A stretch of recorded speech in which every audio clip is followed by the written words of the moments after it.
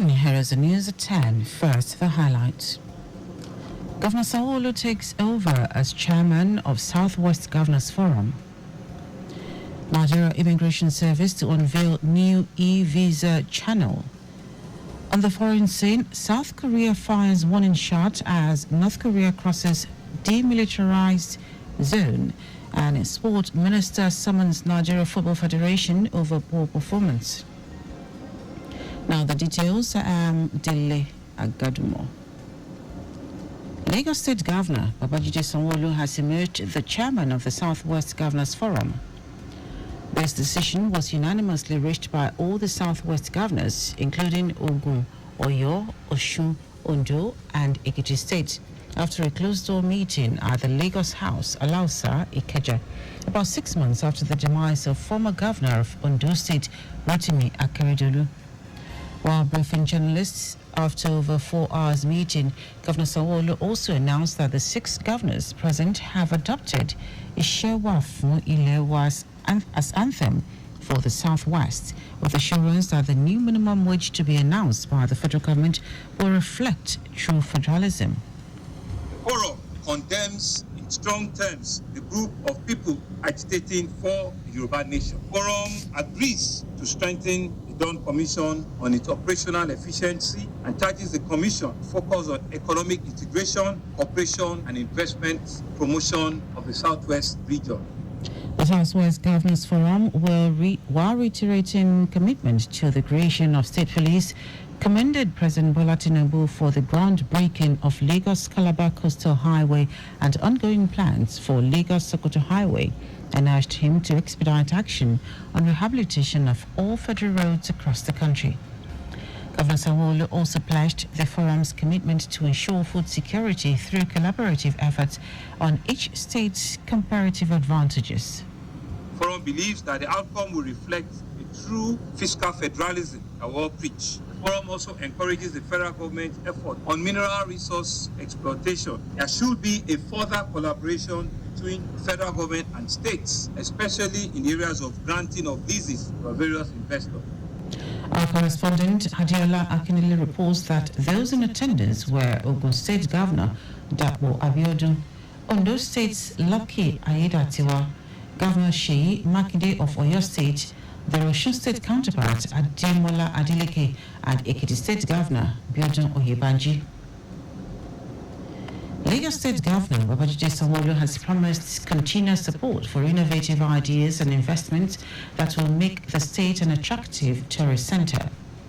Governor Sanwo-Olu made the pledge at the official launch of the Macarius Water Display Place, a groundbreaking multi-sensory fountain that promises to captivate audiences and redefine luxury living in Lagos. The governor assured that the Ministry of Tourism will continue to ensure that Lagos remains a safe, secure, and an investment destination in tourism, and foster collaborations by ensuring that investments are in the right place. And it's about daring to do things differently. When I was shown what is going on here today, and Pastor Shemalo himself came, you don't need to be further convinced that this is the power of imagination and bringing imagination to reality. The things that we see in other parts of the world, the inspiring landscape that we hear in other parts of the world, when you now bring it to your territory, the least you can do as a government is to acknowledge, is to appreciate, and to be a real enabler of those initiatives. The chairman, Macarius Luxury Properties, Matthew Ashimolowo, said the fountain will serve as an iconic landmark, enrich the cultural landscape, attract tourism, and enhance the quality of life of Lagos residents. Not everybody gets a dream or vision to do something that impacts society. There are those who have more wherewithal to do 100 times more than what we have done. Macarius, I have only done it when I had the capacity. I'm 72 years old. It's no longer because of some economic advantage to me, or a food I will eat, or a clothes I will wear. So Macarius is a response to a need in the nation. Many people have the wherewithal, but they never dreamt it. They rather kept their money away. Whatever we had, we brought from abroad and also borrowed from banks here. If you look, Oshimalowo said this initiative will be a testament to Nigeria's commitment to progress and development, showcasing its ability to deliver world-class experiences. In a bid to prevent African culture and traditions from going into extinction, the Lagos State government is set to unveil a stage play titled Kurumi. Kurumi is a play written by late playwright Professor Olarotimi, which explores the themes of collective political and military leadership, social change and development, responsible leadership, control and accountability. Commissioner for Tourism, Arts and Culture, Toke Benson Awoyinka, who stated this at a press conference, said the state government picked interest in the stage play as most people tend to have forgotten forgotten Nigeria's rich culture and its historical belief. According to her, it will also expose and awaken the consciousness of youths to the role of good leadership anywhere they find themselves. Benson Awoyinka said the stage play speaks to the Themes Plus agenda of Governor Babajide Sanwo-Olu's administration to revive and preserve the rich cultural heritage of Lagos and Africa. The play masterfully weaves together elements of history, culture, and entertainment, making it a must-see for everyone. As the Commissioner for Tourism, I recognize the significance of arts and culture in promoting tourism and showcasing our state's diversity. The play is an excellent representation of our cultural wealth, which I encourage everyone to experience. The world is changing rapidly, and cultures and traditions are fast losing steam to world order. The stage play director, Muideen Oladapo, popularly called Lala, commended the Lagos State government for supporting and funding the project for cultural rebirth, especially among the Gen Z youths. So, this is an opportunity for us, but we talk to Nigeria and know that we too, I can't wait for us to show people what we have, which will be in our this thing. So, for me, it's a play, it's something that everybody will appreciate. The stage play will be taken to the 5 Ibile divisions of the state in Ikeja, Badagry, Ikorodu, and Ekwe from this week for the delight of residents. Now to the rest of the stories. The Comptroller General of the Nigeria Immigration Service, NIS, Kemi Nandab, has announced plans to inaugurate a more accessible e-visa application channel for short visits in line with the Nigeria Visa Policy 2020. Nandab said this in her address delivered at the graduation ceremony of the 12th Command Course of the Immigration Command and Staff College in Sokoto State. The Comptroller General, in a statement issued by the Public Relations Officer, Kenneth Udo, in Abuja, said the new channel was designed to streamline visa processes, foster foreign direct investments, and boost tourism. Nandab, who was represented by Assistant Comptroller General George Didel, reiterated the commitment of NIS towards the full implementation of the e-border project.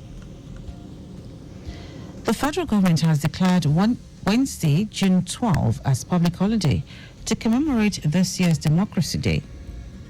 Minister of Interior Olubunmi Tunji Ojo, in a statement by the Permanent Secretary of the Ministry, Aishetu Dayako, congratulated Nigerians on the celebration. Tunji Ojo said as the country marks another Democracy Day, Nigerians must reflect on the efforts of the Founding Fathers and ensure that Nigeria remains united, secured, peaceful and indivisible entity. He also urged Nigerians to remain steadfast on the tenets of democratic governance. Tunji Ojo added that President Bola Tinubu is committed to positive reforms to revive the nation's economy and enhance security. Now to foreign news. South Korea's military has claimed firing a warning shot after soldiers from North Korea briefly crossed the border at the demilitarized zone that separates the countries. The Joint Chiefs of Staff said South Korean soldiers broadcast warnings and fired into the air, and the North Korean soldiers returned to their side of the heavily fortified border. North Korean politician and diplomat Kim Yo-jong said the broadcast risked provoking a crisis of confrontation. The incident comes amid heightened tensions between the two Koreas after Pyongyang sent more than 1,000 balloons filled with rubbish across the border, and South Korea resumed propaganda broadcasts, which it had stopped in 2018. And our Minister of Sports Development, John Eno, has summoned the Nigeria Football Federation, NFF, to provide a comprehensive technical report on its poor performance in the 2026 FIFA World Cup qualifying series. While expressing his displeasure with the Super Eagles, Eno said NFF must give reasons why there must not be consequences for the disappointment caused both government and Nigerians. He noted that despite the immense support from President Bola Tinubu and the high expectations of Nigerian football fans, the Super Eagles have underperformed.